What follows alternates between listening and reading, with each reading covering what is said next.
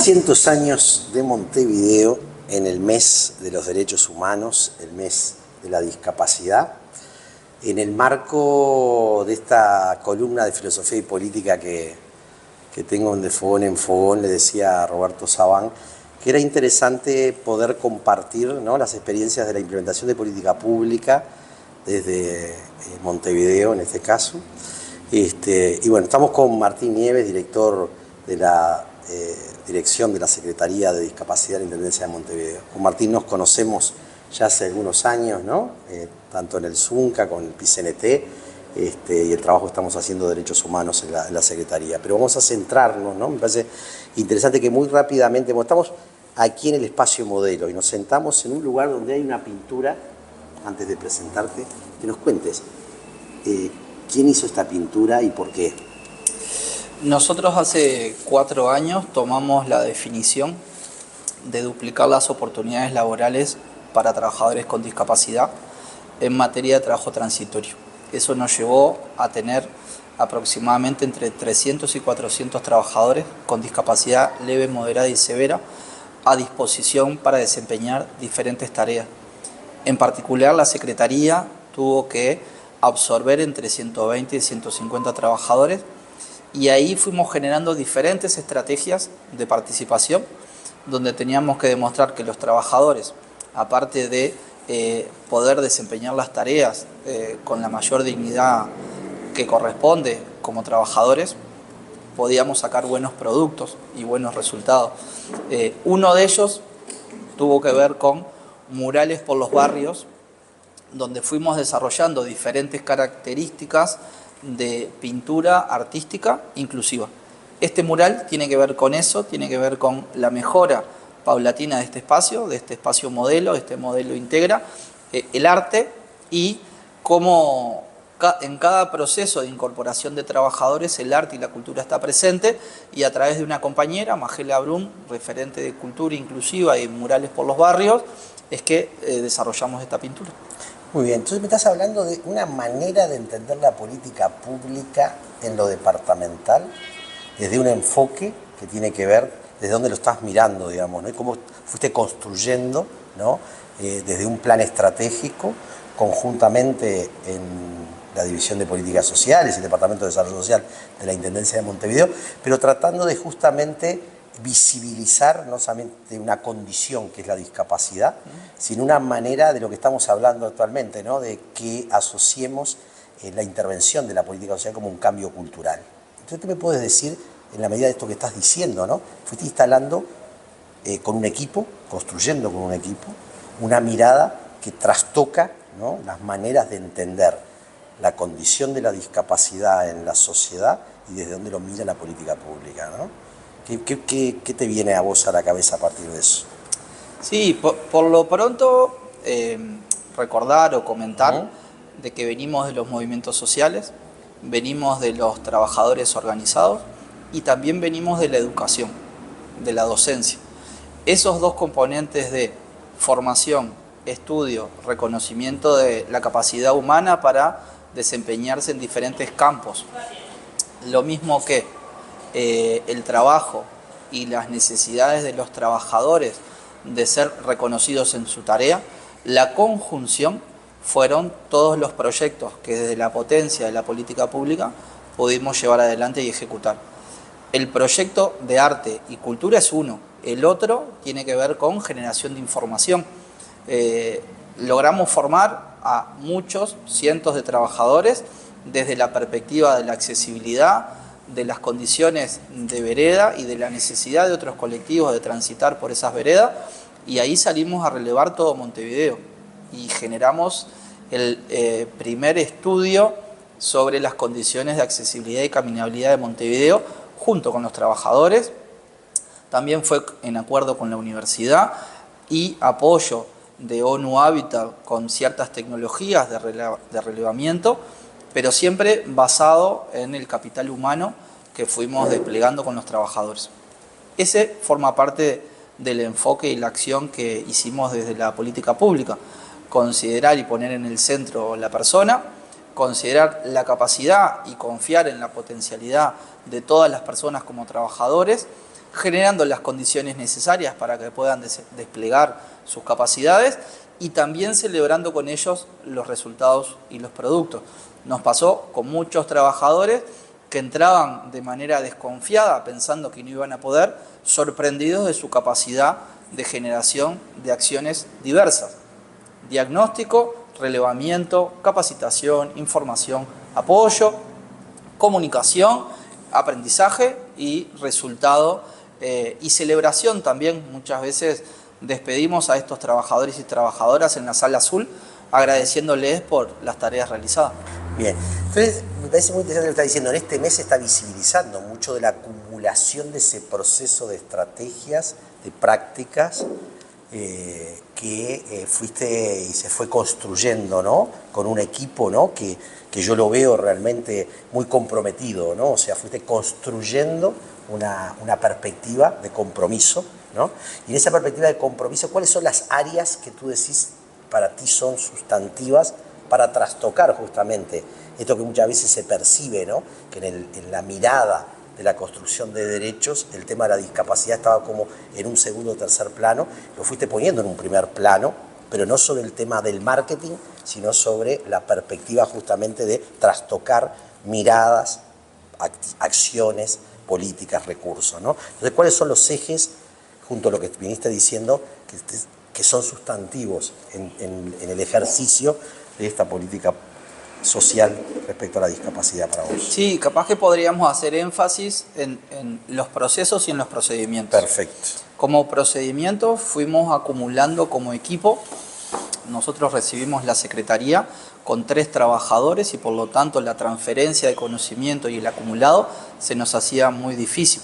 Ahí se fue llegando se fueron generando propuestas, proyectos y ese equipo fue madurando.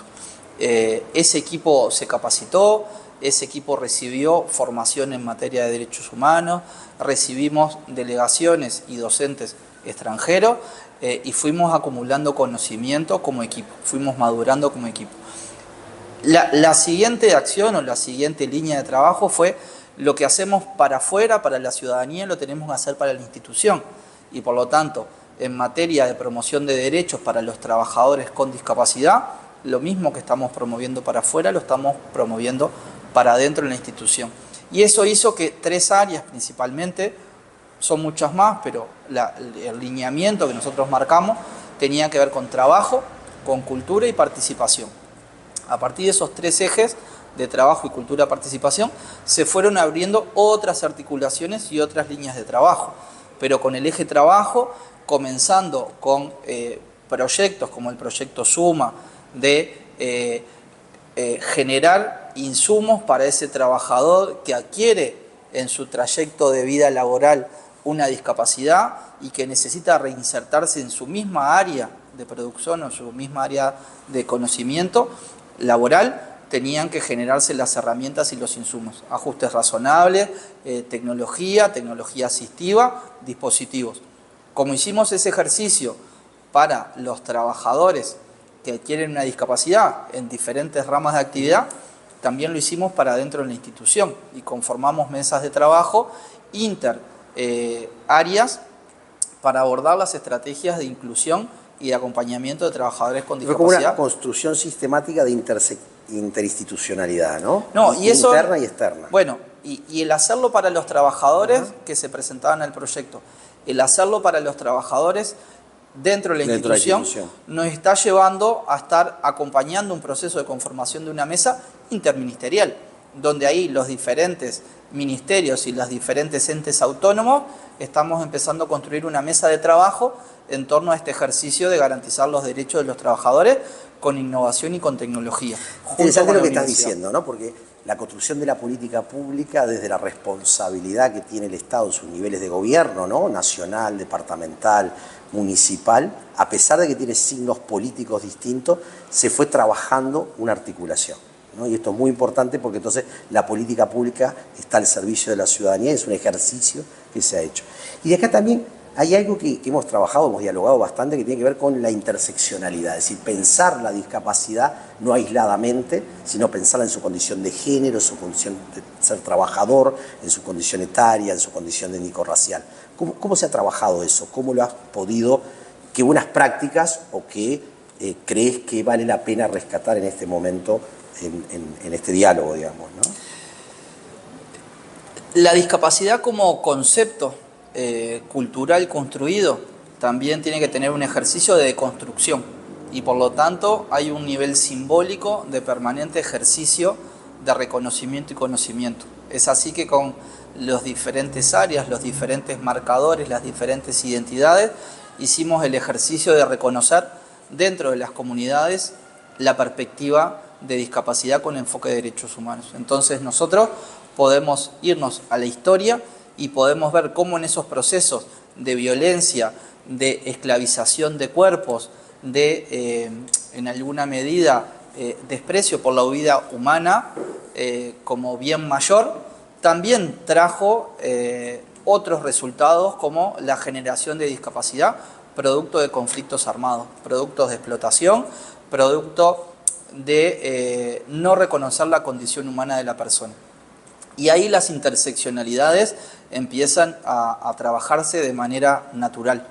Otra dimensión es la dimensión de la pobreza y la población empobrecida, donde grandes porcentajes, en el caso de discapacidad, el 50% de la población con discapacidad es pobre, y en esos sectores empobrecidos, vulnerados, vulnerabilizados, nos encontramos con esos otros marcadores, con esas otras minorías, como las minorías étnico-raciales, de la diversidad y orientación sexual o desde el componente de género. Y por lo tanto, hemos trabajado y hemos insistido en que la mirada, la perspectiva de la dignidad humana tenga esta interseccionalidad de manera natural.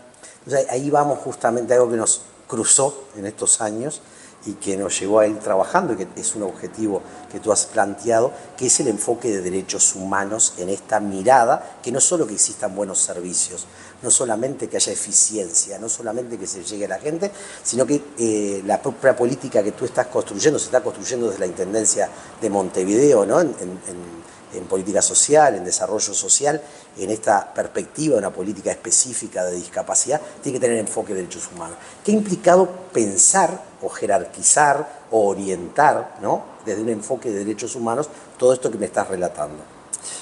¿Cuántos dilemas hemos solucionado por pensarlo filosóficamente desde una perspectiva de derechos humanos?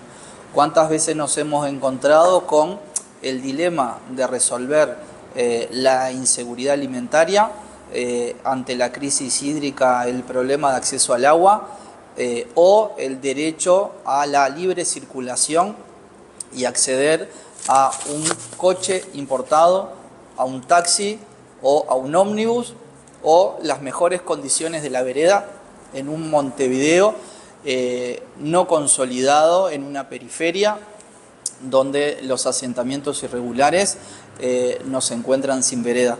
Y en esa discusión filosófica de los derechos, en el entendido de que todos los derechos son para todas las personas, parte de esta perspectiva de derechos humanos implica la tendencia a la universalidad y por lo tanto que cada uno de los derechos que hemos podido avanzar en cada uno de los tramos intentemos ampliar para que la brecha de cobertura sea cada vez mayor. Y asumir las inequidades, ¿no?, en ese acceso. Que es muy Hemos intentado la integralidad, que no sea una sumatoria de partes, sino que sea un abordaje integral, como relatábamos recién, con esos trabajadores, que primero reconocimos el derecho a la existencia, segundo el derecho al trabajo, después al trabajo digno y después a celebrar con los trabajadores que ahora andan bailando entre nosotros acá. Que ahora vamos a recorrer un poco, ¿no? Para justamente... Porque también el derecho a la felicidad y la participación de los trabajadores en tarea también es una forma de reconocer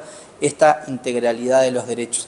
Y después un elemento que no es menor, que a nosotros nos interesa resaltar, el derecho al no retroceso del impacto de una política pública, ¿no? La defensa de la permanente evolución de ese derecho y por lo tanto no generar este componente violatorio de los derechos humanos como muchas veces pasa en la perspectiva o en la mirada sobre la discapacidad, que en sistemas capitalistas o neoliberales se tiende a hipervisibilizar un aspecto de la discapacidad e hiperinvisibilizar otro aspecto de la discapacidad. Entonces, en ese juego de la imagen de los derechos de las personas con discapacidad, me parece que la perspectiva de derechos humanos aportó mucho a la orientación de la política, de esta política pública. Y es muy interesante lo que estás diciendo, en un contexto donde hay una regresividad del Estado social, que se cuestiona el Estado social. En estos días estamos escuchando esto, el cómo se ha desagregado, sistematizado e intervenido, es un muy buen mensaje para que se entienda desde la población la importancia que esto adquiere, ¿no? Y creo que vale la pena invitar que el 12 de diciembre vamos a hacer justamente ver un documental, la huella de las palabras, ¿no?, de la vida de Perico Pérez Aguirre, junto con una feria de derechos humanos, que se centra en esta búsqueda de entender el desarrollo social no solo como compensatorio de dificultades, sino como un cambio cultural que construye derechos humanos, ¿no? Entonces yo te agradezco, Martín, lo retomaremos en otras instancias. Vamos ahora a mirar un poco lo que se está haciendo. Bueno, gracias a ustedes por participar. Capaz que también promover y contar que sacamos una publicación ayer. Esta publicación tiene una perspectiva de largo aliento, hace el análisis de los 34 años de las políticas públicas de discapacidad de la Intendencia de Montevideo. Reconocer y conocer la historia también es proyectar futuro. Así que gracias por el espacio y bienvenido sea quienes quieran tener esa lectura. Ahí va, que los uruguayos en el exterior sepan qué se está haciendo en este Uruguay. Muchas gracias. Gracias, Martín.